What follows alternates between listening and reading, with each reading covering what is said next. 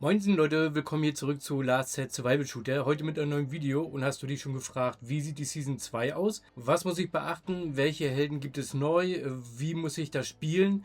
Weil in der Season 2 ist ja so einiges anders. In der Season 1 habt ihr euch gegenseitig verbrannt, ja, was natürlich nicht so gut ist, weil dadurch natürlich kleine Spieler aufgeben oder keinen Bock mehr haben. Und dann steht ihr in den darauffolgenden Seasons mit ganz wenig Clans da oder Spielern. Sollte man nicht machen, also ab der Season 1 immer friedlich miteinander umgehen.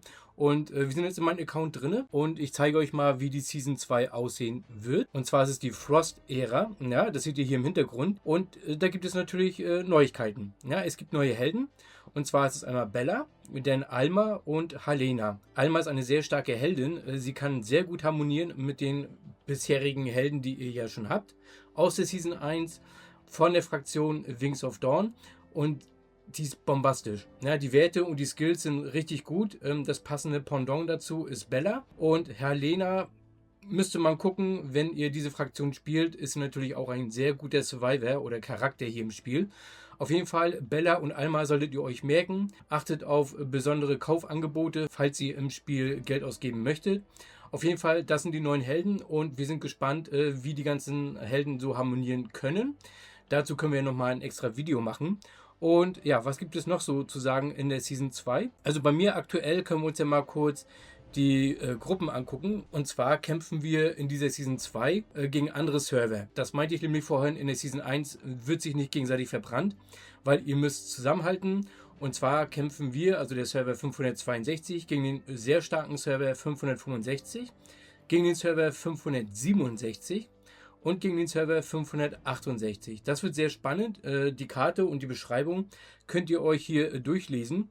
Hier ist die Karte abgebildet, natürlich die ganze Beschreibung, wie das Ganze funktioniert und die Season-Belohnungen, die sind auch nicht ohne.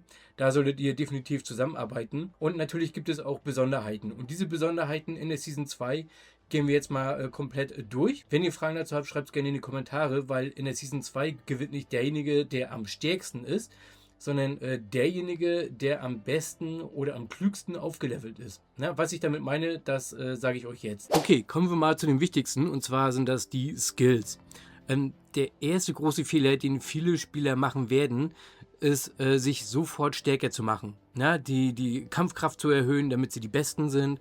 Das ist aber nicht so gut, weil in der Eiswelt gewinnt am Anfang nicht derjenige, der viel PvP macht oder stärker ist, sondern wer am klügsten die Wirtschaft und Progression vorantreibt. Deshalb solltet ihr direkt den Unterstützungsbaum wählen. Die wichtigsten Skills sind Eisenblütenproduktion, dann kommt die Frostkernveredelung, Architekteneinblick, Widerstandsboost und die Verletzungslinderung.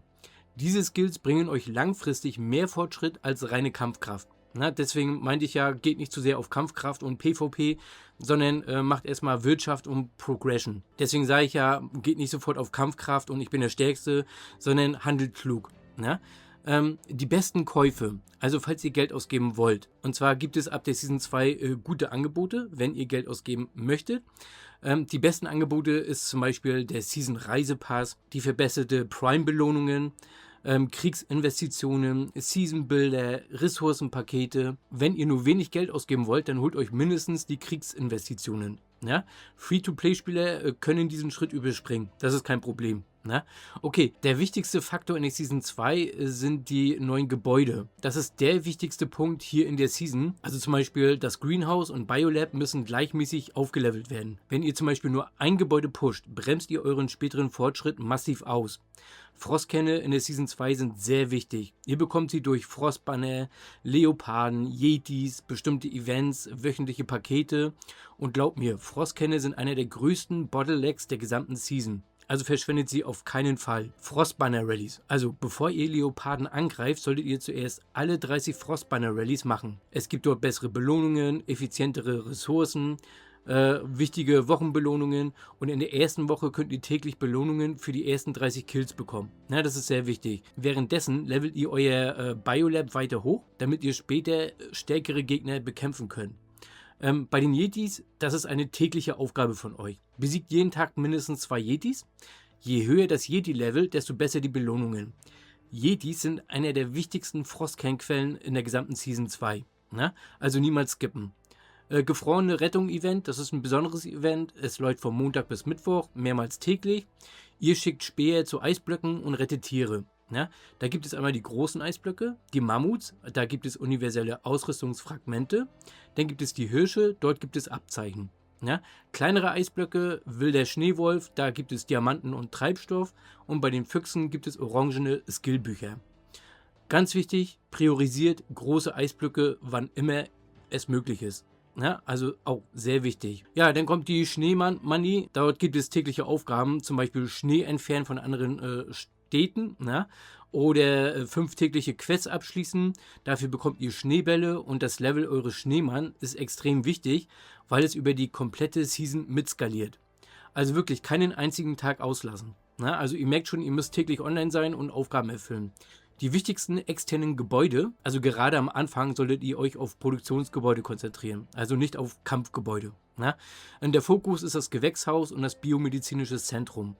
Das haben wir schon mal angesprochen. Das Gewächshaus sollte zuerst ausgebaut werden, danach direkt das biomedizinische Zentrum. Warum ist das wichtig? Das biomedizinische Zentrum erhöht eure Virusresistenz. Ja?